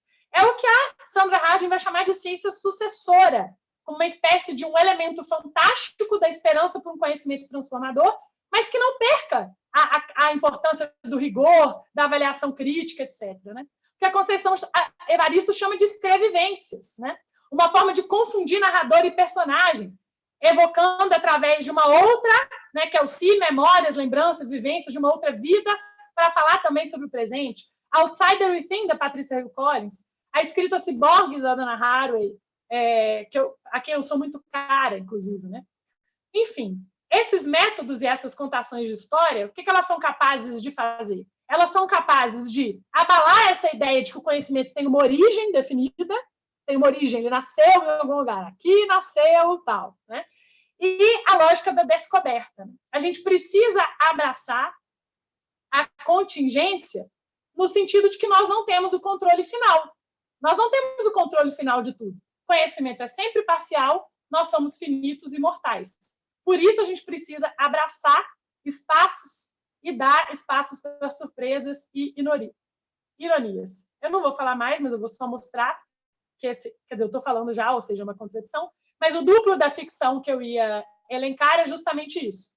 A gente precisa da contação das histórias para produzir melhores diagnósticos sobre o nosso presente, né? Uma ficção que mapeia a nossa realidade, mas a gente também precisa da contação de histórias como um recurso imaginativo que pode sugerir frutíferos acoplamentos, que tracem fios no escuro, que não é exatamente um caminho, mas é um agenciamento, é uma prática e é um processo de responsabilidade, de criar habilidades e de responsabilidade, porque nossos tempos exigem que a gente conte histórias e que a gente seja capazes de resposta. E aqui eu encerro, porque eu já falei muito, e a minha tese, que são desenhos aqui da minha tese, está lá para vocês lerem também, se vocês quiserem. Enfim, tá bom, né?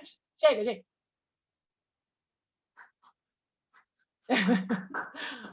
Ai, como é que eu saio daqui da tela? Interromper o compartilhamento. Pronto. Impressão 1000, viu? Vitor batendo palma.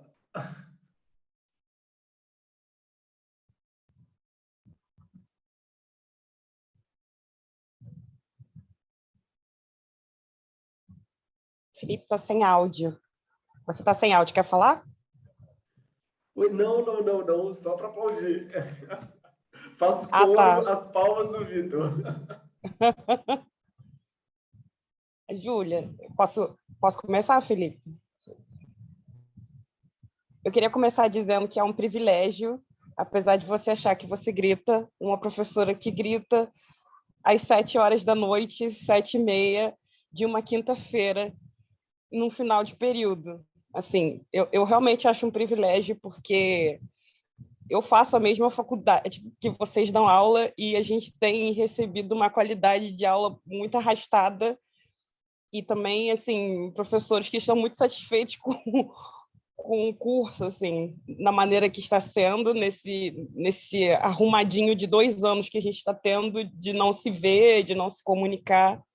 Então, é sempre um prazer quando a gente tem uma professora que grita e que, nesse grito, ela mostra que está muito disposta a fazer o melhor que ela pode fazer. Então, eu queria começar com isso, porque foi uma fala que me tocou de alguma forma, e assim, para o bem, mas eu não gostei da forma como foi colocada de desculpa. Eu acho que você não tem que se desculpar por uma coisa que você está fazendo com tanto carinho, com tanta empolgação, assim, empolgação de trazer uma coisa diferente.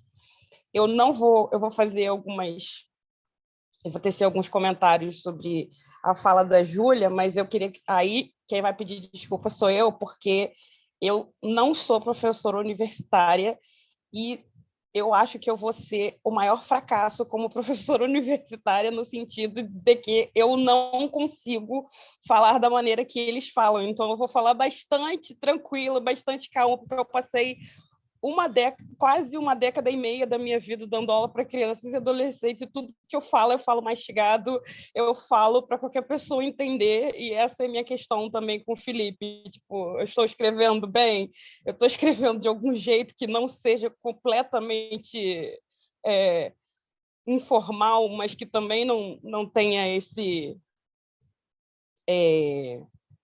que também não carregue esses termos que eu também não consegui me apropriar. Assim, eu acho que a questão da escrevivência passa um pouco por isso também.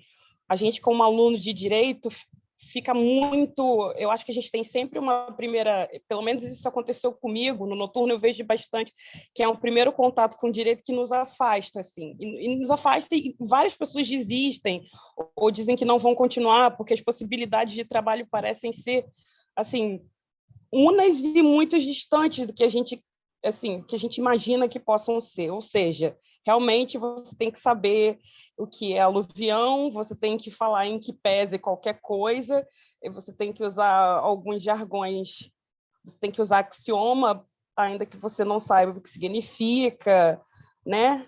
Ou qualquer outro ponderação, e tem que ler autores com quem você não se identifica e falar sobre temas que para você não faz o menor sentido. Isso parece ser a faculdade assim, quando a gente recebe, e parece ser a faculdade quando a gente recebe ela, que eu estou dizendo, quando a gente tem a experiência de viver a faculdade, porque a gente estuda 2 matérias de filosofia, 2 matérias de teoria do direito e 9 matérias de direito civil, 7 matérias de direito penal, contando com as práticas e tudo mais, então fica bastante difícil, assim, e eu acho ótimo que a gente tenha um projeto de extensão de escrevivências para a gente entender que o direito não precisa ser, e tudo bem, se você quiser que seja a aplicação das leis, né, a teoria pura do ódio, que nem a gente fala, essa teoria pura do ódio, porque a gente já não está aguentando mais, já está chutando Kelsen para qualquer lugar. A gente, né, a gente faz aquela pirâmide na força do ódio e fala sobre aquela pirâmide na força do ódio, mas se você quiser que seja, tudo bem.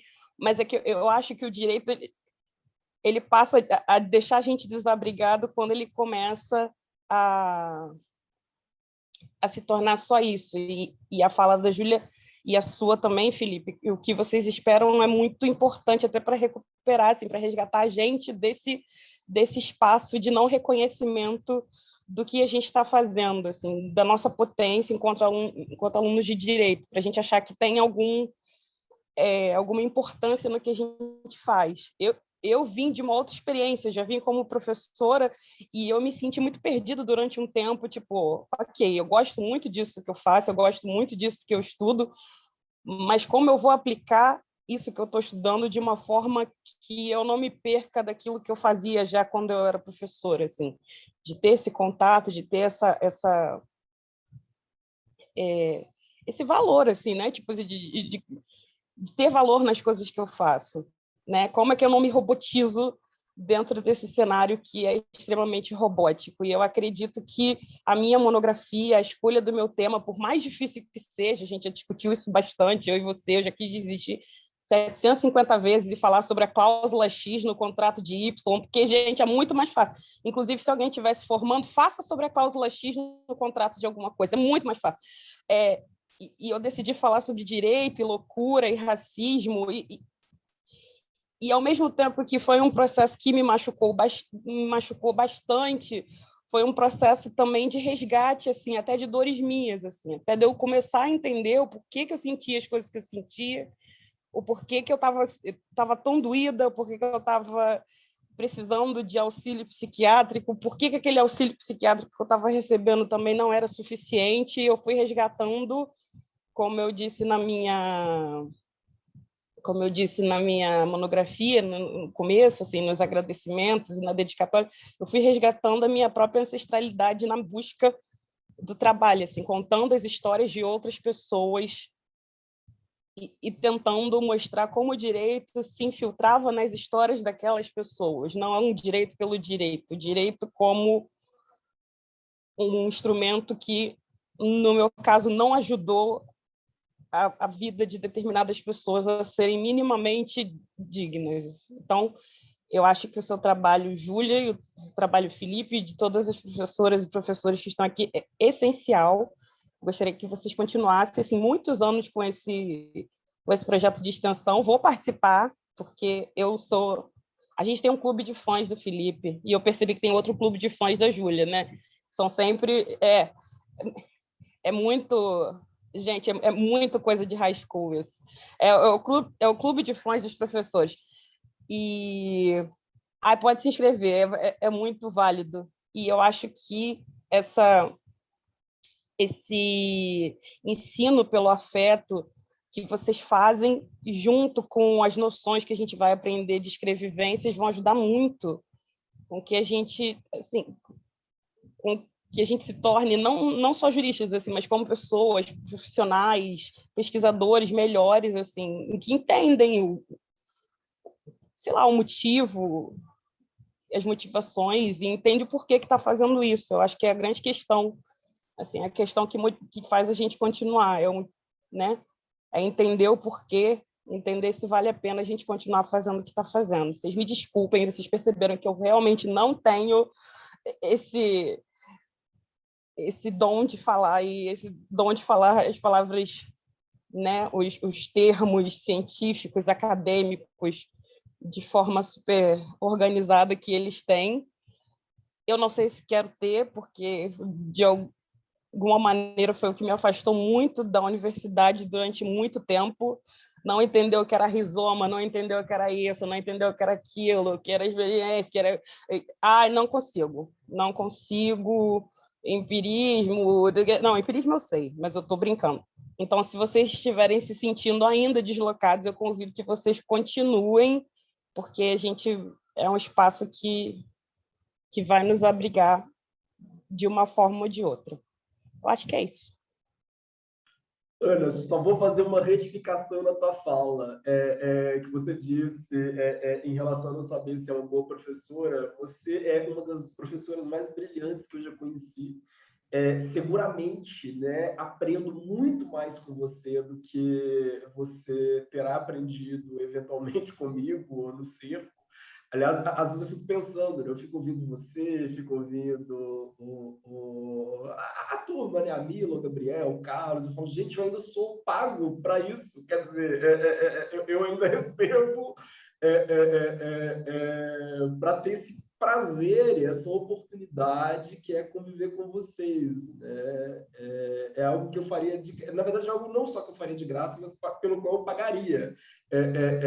Eu tenho o privilégio, né, de receber para ter a oportunidade de conviver com pessoas tão brilhantes quanto vocês. Esse projeto é lindo, então amo todo mundo, amo a Júlia. Dito isso, contar um caso, Luana e eu eu participei de uma mesa e a Luana estava assistindo e a gente estava comentando em que do início ao fim o cara falou de rizoma, ele fez uma análise daquele filme Boi Neon, mas Jesus, assim, ele fazia uma análise cinemática a partir do rizoma ecotranscendente, da heterotopia. Eu falei, meu Deus, que vontade de dar um tiro, né? É muito triste, é muito triste. E realmente, a disputa pela linguagem, a disputa pela construção de uma nova gramática passa por isso também, né? Eu acho que é crucial, né? O rizoma tem que acabar, é crucial. A Luana fez uma pergunta, aliás, quem quiser também fazer perguntas, gente, fiquem à vontade, a gente tem uns 15 minutinhos, né? Luana, se você quer falar ao vivo, a Luana, aliás, é uma das coordenadoras, né, do nosso projeto, né, do Escrevivências Jurídicas. Se você já quiser falar, enfim, faça a sua pergunta e já se apresenta. A Luana está indo para a Alemanha agora, enfim, estamos invertendo os polos, né? Agora é a gente que está colonizando esses territórios. Até porque, assim, os europeus estão exaustos de estudar europeus, né? Tem isso também, né? Toda vez que eles veem um brasileiro, eles por favor, assim, traga, enfim. Então, o Ana está indo lá brilhantar o mundo germânico e é uma honra enorme tê-la no nosso grupo também. Se quiser, então, se apresentar e já... Bom, gente, na verdade, eu tinha feito a pergunta por uma curiosidade minha. Enfim, meu nome é Luana, eu estou indo amanhã para a Alemanha, tá massa, estou gripada, então não estou muito inspirada para desenvolver muito a minha questão inicial, né? Eu estou absurdamente maravilhada com a proposta da Júlia, são muitos conceitos para a gente articular, é sempre aquela foto que ela colocou, não é, de várias teóricas com as quais eu também dialogo, são a definição de um sincretismo produtivo para mim, sabe? A gente aprende a odiar a palavra sincretismo no direito e, enfim, quando a gente faz metodologia, não é? E ali a gente percebe como é que eu vou resolver, me colocar diante me posicionar no mundo sem esse sincretismo aqui. Enfim, a pergunta é porque tinha um slide que a Júlia fala de corporalização e coloca orgânico versus técnico, eu acho, alguma coisa do gênero. E eu estava assistindo um evento recente do Rafael de Giorgio e ele eu anotei a frase, mas enfim, a frase foi bem, eu não gostei, não, eu não gosto muito da proposta dele, mas a frase era que pessoas sem dignidade são meros corpos. E aí eu sempre me recordo desse chamado à corporificação, né? Que quem está nas intersecções aí da antropologia da deficiência, como eu estou agora, a gente sempre se desloca um pouco quando associam meros corpos a pessoas esvaziadas de um valor moral, não é? E aí eu queria entender só se a Júlia faz uma diferenciação entre corporificação e corporalização, porque a Ioeumi Oyorekon, que ela diz isso, né? Na verdade, A crítica ao dualismo está completamente equivocada, porque há corpos que sempre foram meros corpos, que há corpos que nunca foram sequer reconhecidos como dotados de mente. E, por outro lado, nós também somos somatocêntricos, porque nós sempre definimos papéis sociais a partir da biologia, não é? A partir do local do homem, do local da mulher, enfim, a gente se alinha muito bem nesse debate. Então, eu queria entender se ela faz essa diferenciação entre corporealização e corporificação, e o que ela acha, não é? Assim, eu tenho esse problema também com os estudos animalistas, que a gente tem que começar a reconhecer na filosofia moral que a animalidade é parte de tudo, e blá, blá, blá. O McIntyre levou isso às últimas consequências. Hoje, a vulnerabilidade também é outra palavra da vez, a gente tem que povoar a filosofia moral com as vulnerabilidades. E aí, na realidade, há pessoas que sempre foram animalizadas, há sujeitos que sempre foram consideradas somente a partir de seu aspecto acrático, digamos assim, né, para usar um termo que da filosofia antiga. Há pessoas que nunca foram consideradas como dignas de uma asqueses, há pessoas que nunca foram consideradas como passíveis de transcendentalizar a sua materialidade, há pessoas que sempre foram matérias, não é? E aí é isso, eu queria pensar meio que essa traição, né, que a gente vive repetindo, nossa, a gente tem que criticar o dualismo, mas de repente ela vem, gente, mas a gente nunca foi dualista, na realidade a gente sempre foi somatocêntrico, a gente sempre foi corpocêntrico, a gente sempre foi corponormativo, para usar também um termo que na deficiência faz todo sentido. E aí eu até ia fazer outra pergunta sobre um autor chamado José Esteban Muñoz, que talvez a Júlia, né, falando da teoria crítica latina, conheça, que tem uma proposta de desidentificação. E é que hoje eu também estou, com a qual eu estou que não é abrir mão, de fato, não é? Ele é um teórico não reconhecido da matriz queer, ele, né, deveria estar na matriz queer e não está. Trabalha com a Glória Andalúcia, que é o pessoal dos estudos queer.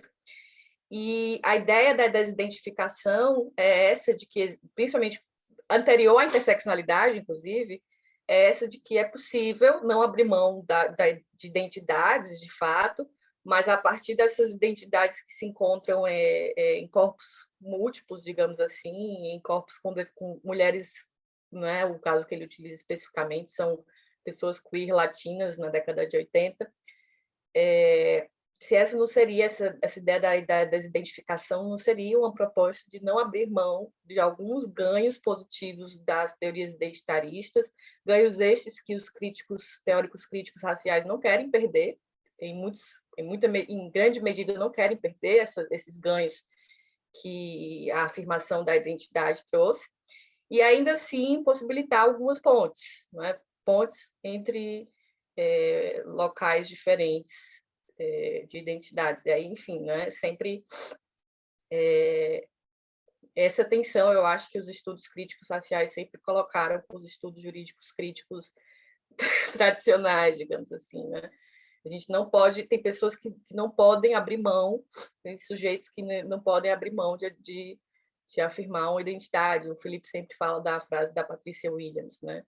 Que só um sujeito branco, hétero, blá, blá, blá, blá, blá, blá, que só ele pode dizer que ele não tem uma identidade, né? Todos os demais, de alguma forma, têm que afirmar essa identidade. Enfim, gente, eu estou começando a devagar, né? Vocês não conhecem. São essas duas perguntas, né? Se tem alguma estratégia que a gente possa utilizar como essa de desidentificação para manter alguns ganhos positivos, usar contranormativamente, talvez, a categoria de identidade, e se a Júlia faria uma diferenciação entre corporealização e corporificação, ou se, na verdade, eu estou falando besteira e... Enfim. Gente, eu acho que assim, o Felipe, enfim, o Seco, vocês estão coordenando aí o evento, mas eu acho que a gente sempre estabelece os tetos, né? Eu sou viciada em assembleia e construção e reunião com o campo popular, tem que ter teto, tem que ter encaminhamento, né? Então, acho que a gente já pode ir pensando, não sei, acho que o Felipe tinha a ideia de fechar às 9, como demorou um pouco para começar, acho que pode ir encerrando por volta de, não sei, Ana, 9h10 no máximo, né? Sei lá. Mas vamos, Luana, a gente tem que conversar mais. Esse é o primeiro encaminhamento que eu já quero tirar aqui. Mas, gente, queria... Ana, você é uma professora maravilhosa, né, Carolina? É a gente que tem que aprender com você, sabe? Às vezes a gente repete, essa é uma performance, né? E a gente foi, de uma certa forma, também educada a saber fazer essa performance. E aí, talvez, você que se colocou como professora de criança, talvez a gente que precisa aprender e fazer isso, sabe? Desaprender e aprender e tal. Mas agradeço você pelas suas considerações, você é muito generosa, enfim, a gente aprende a amar e sentir muito afeto, né? Nessa relação de parentesco, então as pessoas que são muito queridas para o Felipe acabam virando muito queridas para mim e assim vai, né? E vice-versa.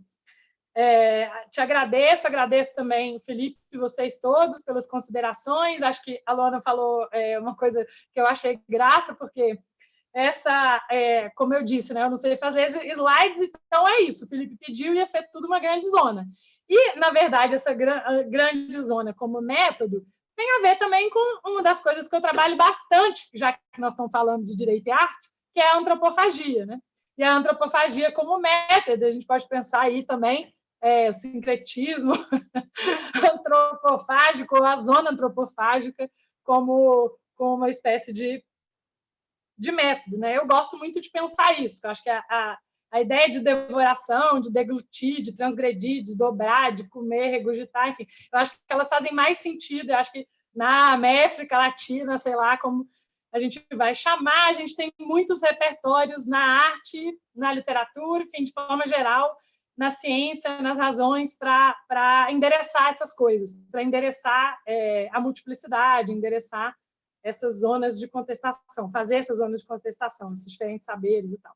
Um deles é a antropofagia, um deles é a ideia de pedagogia das encruzilhadas, né? Enfim, temos vários. Eu achei graça você falar isso, mas não vai dar tempo da gente falar aqui, e eu não acho que vai fazer muito sentido, mas eu queria falar só um trem em relação ao que a Luana falou, mas eu acho que o encaminhamento vamos conversar e trabalhar mais.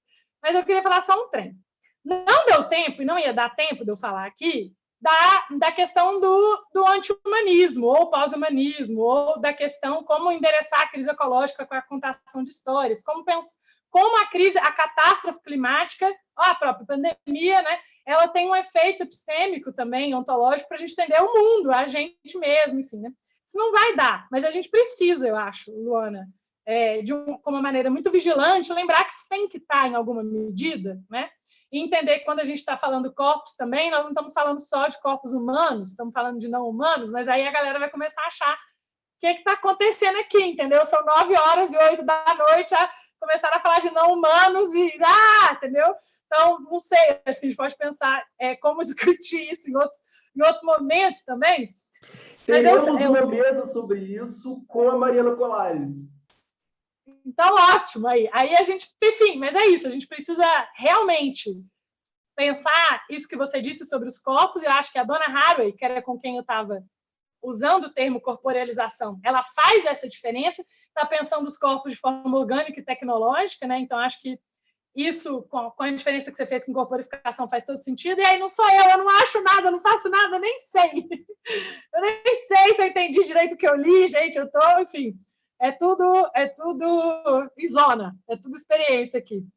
Mas, enfim, mas é isso. Eu acho que é uma pegada nessas suas perguntas, Luana. Eu acho que isso tem mais a ver com a Donna Haraway, com a Karen Barrett, mas a gente precisa de outras conversas, de outros momentos que não vai dar aqui agora. Posso meter um pitaco nessa questão, rapidinho? Pode, mas vamos encerrar, senão as pessoas não vão voltar e vão odiar. Prometo. É só para lançar uma questão, para a gente trabalhar... Eu acabei, eu estou me decidindo, eu não vou falar mais. Beijo, muito obrigada. Há uma questão que eu acho muito interessante, assim, o ocidental, ele tende a dividir o mundo entre nós ocidentais somos espíritos, vocês de mais cultura são matéria, nós ocidentais somos cultura, vocês de mais cultura são natureza, nós somos sujeito, vocês são objeto, nós somos mente, vocês são corpo. se existe um ponto que eu acho genial na Oyuki Oyumi, né, que a Luana citou, aliás, o livro dela, Invenção das Mulheres, né, finalmente foi traduzido para o português. Eu usei muito tempo, citei muito tempo esse livro sem ter referência em português. Ela vai dizer, ela usa a categoria que a Luana fala, né, de somatocentricidade, porque ela vai dizer, olha, o ocidental é obcecado com o corpo. E aí, vejam, eu tenho alguns familiares que são terrivelmente evangélicos, é o tipo que o Bolsonaro colocaria no STF. São terrivelmente evangélicos. Se você pergunta para essas pessoas qual é a representação que eles têm de paraíso, por exemplo, é um paraíso profundamente material, é um paraíso tangível.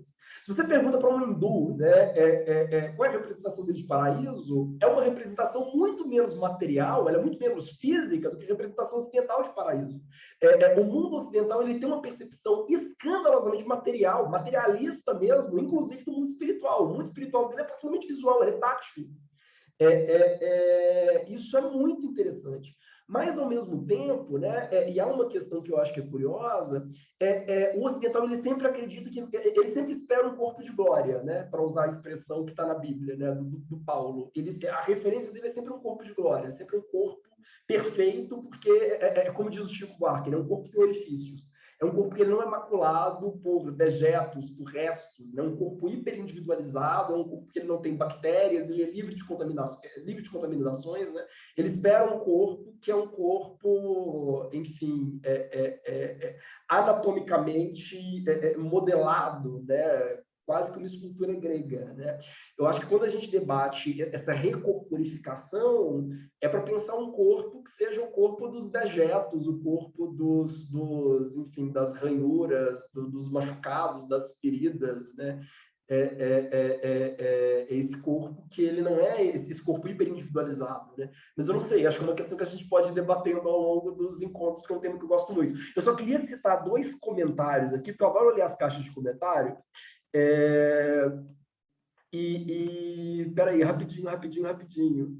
A Giovana, ela fez um comentário que ela disse o seguinte: boa noite, estou cursando o primeiro período de Direito na FND e adorei conhecer esse modo de vir as questões. Amei as explicações, não tenho perguntas, mas gostaria de agradecer pelo curso. E a Isabela também comentou: pessoal, adorei a aula de hoje, estou animada com o curso e essa nova perspectiva da realidade que começamos a tramar. Infelizmente, tenho que me retirar agora às 21h. Gente, então, muito obrigado. Eu acho que a gente pode encerrar, né? Luana, é incrível tê-la no nosso projeto, junto com a Júlia, o Vinícius, a Vanilda, a Maria Angélica, o André, né, que também está no nosso grupo. Uma boa noite a todas, todos, todes. Eu sempre aprendo demais com vocês. A Jamires levantou a mão. Jamires. Deixa eu ver. Eu tenho que desmutá-la. Boa noite a todos. Boa noite. É só para lembrar do formulário de presença que eu passei ao longo do seminário durante as falas, mas caso alguém não tenha visto o chat.